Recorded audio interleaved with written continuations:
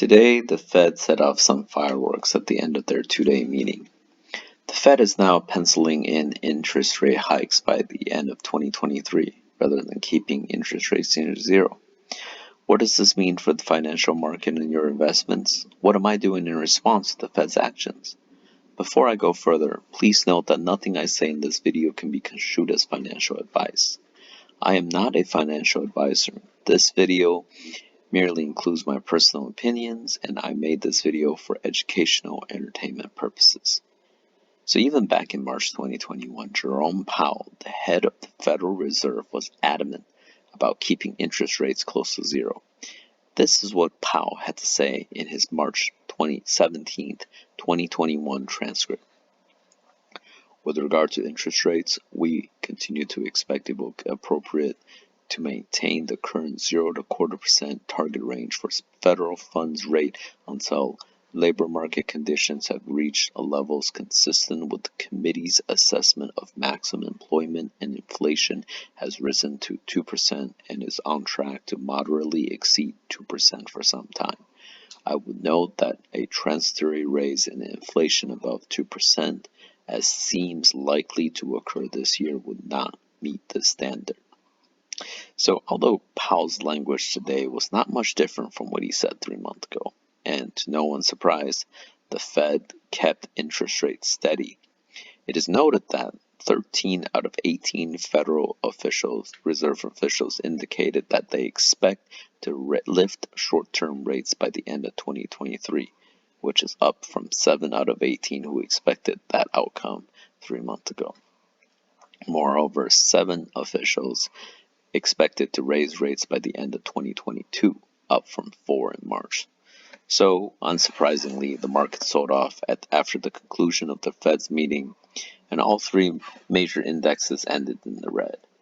As of now, the Nasdaq 100 futures is down 0.5%, with the Dow and the S&P futures in the red as well.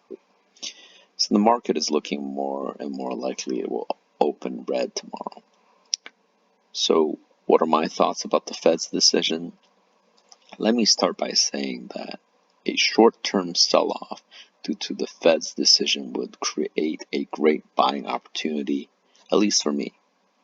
We were at or near all-time highs as recently as this Monday, so a few red days is actually healthy for this bull market. Further, the market has been anticipating and pricing in an inflation since February.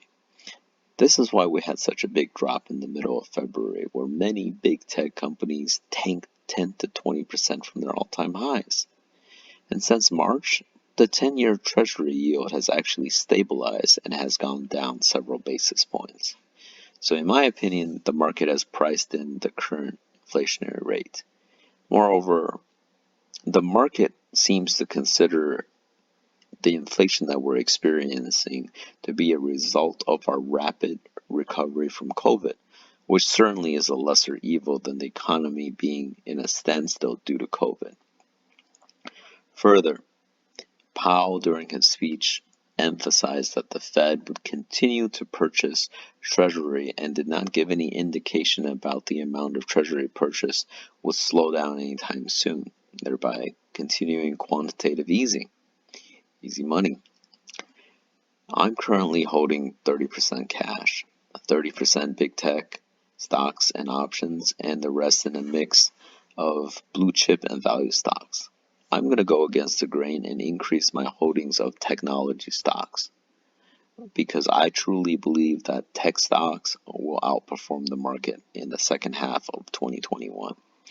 One stock that I don't own but I find very attractive is AMD, which is eating Intel's lunch, is turning bigger and bigger profits each quarter.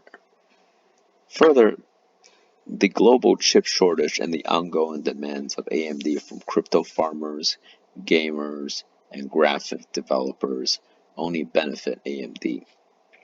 AMD's price has also come down around 25% from its all-time high, and it's looking more and more attractive. I'm also considering increasing my positions in Microsoft, Google, and Facebook. All 3 companies reported record profits, and I don't see any reason why Microsoft Google, and Facebook will not be even more profitable in the second half of 2021. So in addition to big tech, I'm also considering increasing my holding in banking and insurance stocks, which tend to outperform during moderately inflationary periods. I currently hold Goldman Sachs and Aflac, and I'll take some time this weekend to assess whether if I should increase my positions in Goldman and Aflac or if I should purchase other banking or insurance companies. So on the options front, I'm looking at 6-month to expiration QQQ calls. QQQ is the NASDAQ 100 ETF. As I mentioned before, I think big tech is going to outperform this in the second half of 2021. QQQ has been down 2 days in a row, and if QQQ turns red for a few more consecutive days, I would definitely consider buying QQQ options. What I tend to do is if QQQ is down, say, 4 or 5 consecutive days, and on the last day it is down at least 1%, I would consider that as a buying opportunity, and I would buy the dip. But I already hold 1 year out QQQ call options, so I'm not in a rush to buy QQQ. So if we see a few up days followed by a few down days followed by a few more up days, then I'm inclined to hold on to my existing QQ calls without adding on to my positions. Let me know in the comments below if you would like to see what I'm currently holding. I know I mentioned some of the stocks that I hold, but if you want to see all of my portfolio, let me know. Or if you would like to see me make a video about how I determine which stock or options to buy or sell. And if you like this video, please hit the subscribe icon. Thank you.